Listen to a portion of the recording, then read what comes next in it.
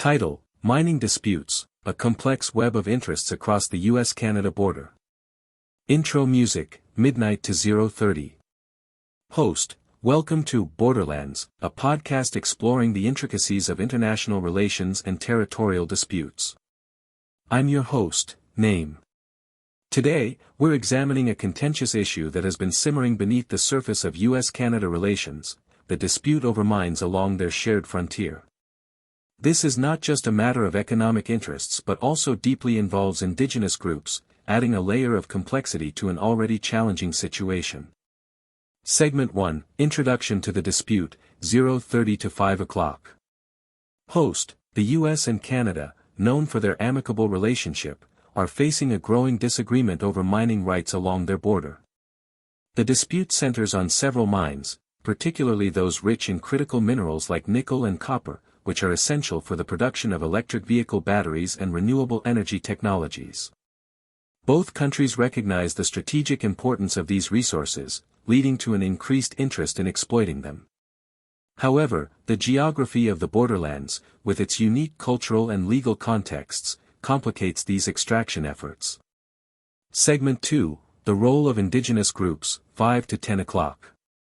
Host: A significant factor in these mining disputes is the involvement of Indigenous groups on both sides of the border. Many of these mines are located on ancestral lands of Native American tribes in the U.S. and First Nations in Canada. These communities have historic, cultural, and spiritual ties to the land and are concerned about the environmental impact of mining, as well as the legal rights to their ancestral territories. The situation is further complicated by differing legal frameworks in the U.S. and Canada regarding Indigenous land rights and environmental regulations.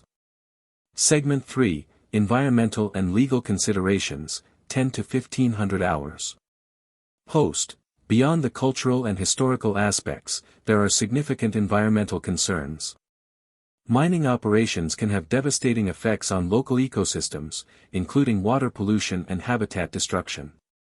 Both the U.S. and Canada have environmental protection laws, but the application of these laws can vary greatly depending on the jurisdiction and the specific circumstances of each mine.